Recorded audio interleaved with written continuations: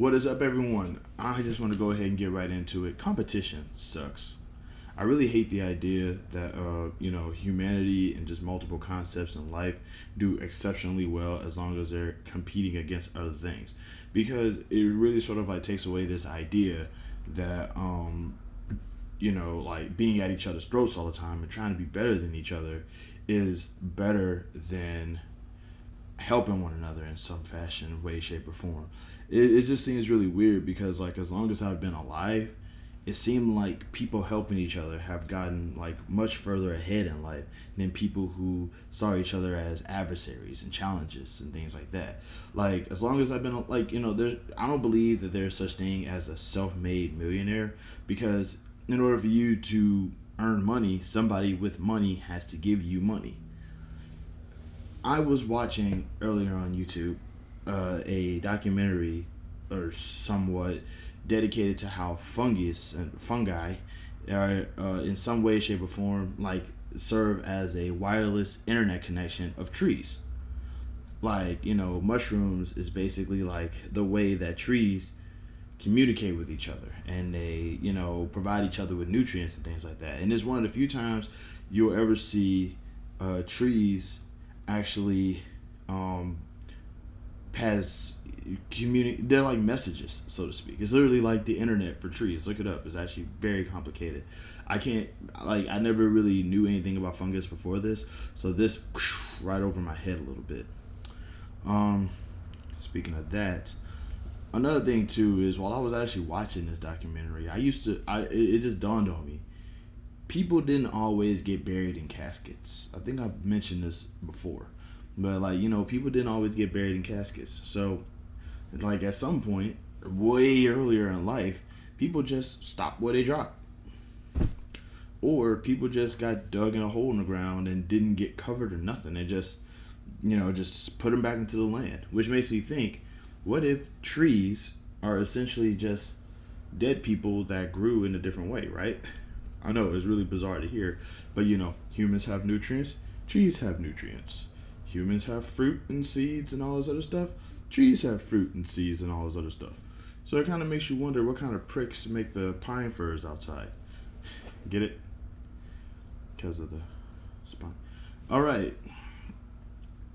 But yeah, though, it is something I actually sat back and thought about, and it's really weird because, like ants, for example, are technically one of the best animals ever.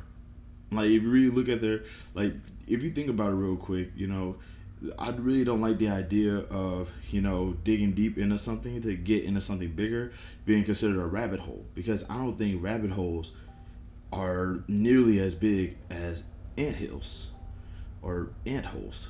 I don't really know. I guess there's a weird way to say that, but it's just the fact that it's like ants in essence have this ridiculous, gigantic, massive community under the ground that we just don't know about. From something this small, a group of things this small. Ants are basically proof that cooperation can move in amazing ways, because they're efficient. They do things like pass or fail. They will get the job done, which means that they don't fail.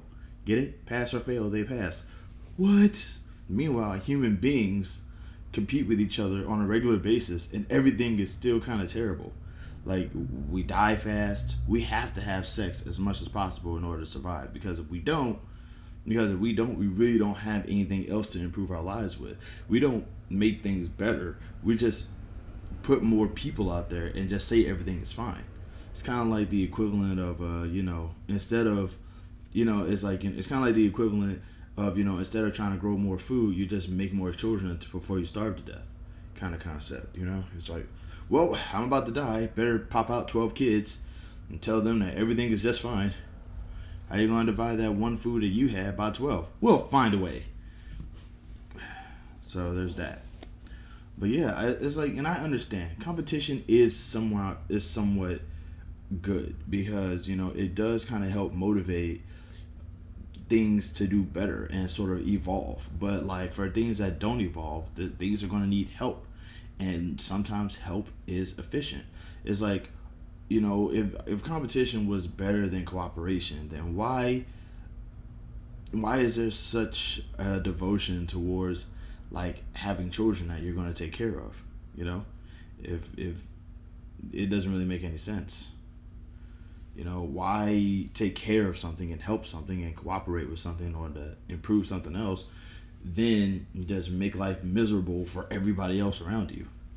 It's just so that's what I believe that competition is. It's just like fandoms. Fandoms are annoying. Let me just go ahead and mention why fandoms are annoying real quick, because they are.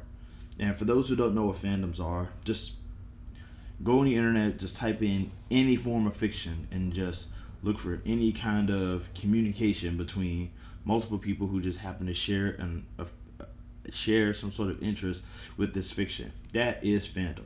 And these people are either A, really, really, really into the work, or B, terrible people in general. Man, I can't stress enough how this is.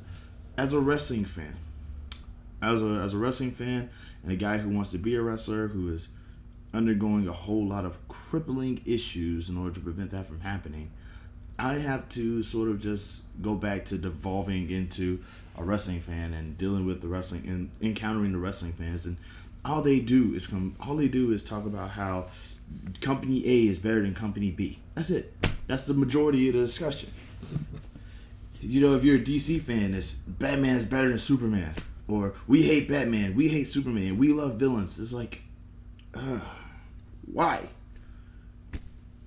You know, Marvel, it's this Spider-Man is better than this Spider-Man, who's better than this Spider-Man. Oh, better. Who can win in a fight between better.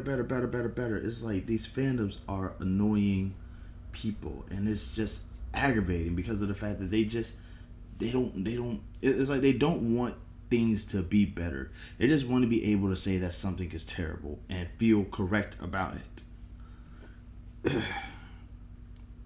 That's why I try my best to avoid fandoms at all costs, because it's like they want to hate everything, and they just, I don't know, they can't. I mean, if I say right now I like that show The Practice, I'm watching it and I'm sort of invested in it, then I bet you somebody's gonna pop up and be like, well, Law and Order Criminal Organizations is better.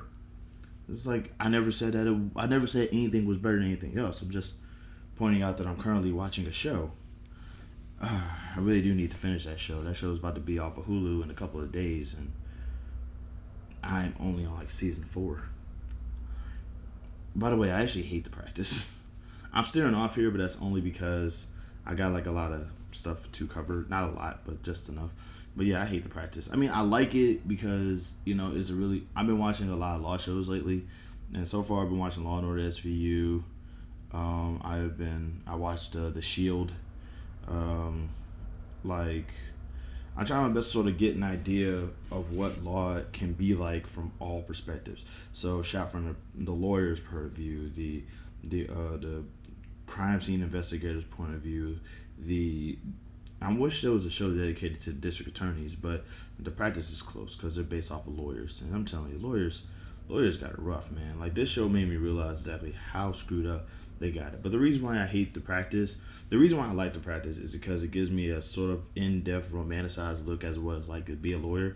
But it also, Marcia Gay Harden is just amazing. She's just a beautiful woman. I love her acting. Her character just really speaks to me.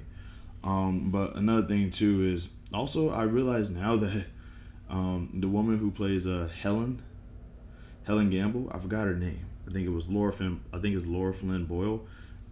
Gorgeous lady in there, and I really like her character as well. Her character gets the rough end of it, man. I'm on season 4, and she's just but yeah, like the series.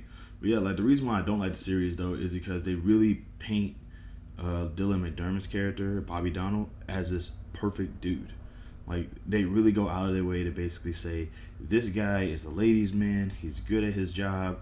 You know, even his flaws are like, you know, sort of like perfect. It's like, you know, he has daddy issues, but you haven't met his dad yet. Not even in season 4. No, you did meet his dad. But that's what I'm saying. It's like, meanwhile, Beluti can't seem to catch a break, or rather, when he does, it falls back on him in some fashion. You know, it's like there's never like Beluti has had he started the series at risk. I'm talking. This is about over 10 minutes, but that's what I'm saying though. It's just like what I'm saying is that like I've been watching that show lately, and I forgot where I was going with this. I really do need to start editing these things. Nobody's gonna watch 10 minutes of me just talking. But yeah, competition is terrible. Fandoms can be annoying, and the Practice is a pretty okay show. At least I hope that it sticks around, or at least I hope I can catch up on another streaming service. This is dope. It's dope. I really need to finish it too because I already started it. But that's it though. Love, peace. Y'all have a good one. Be safe out there. Keep your eyes on the skies because there might be a meteor. And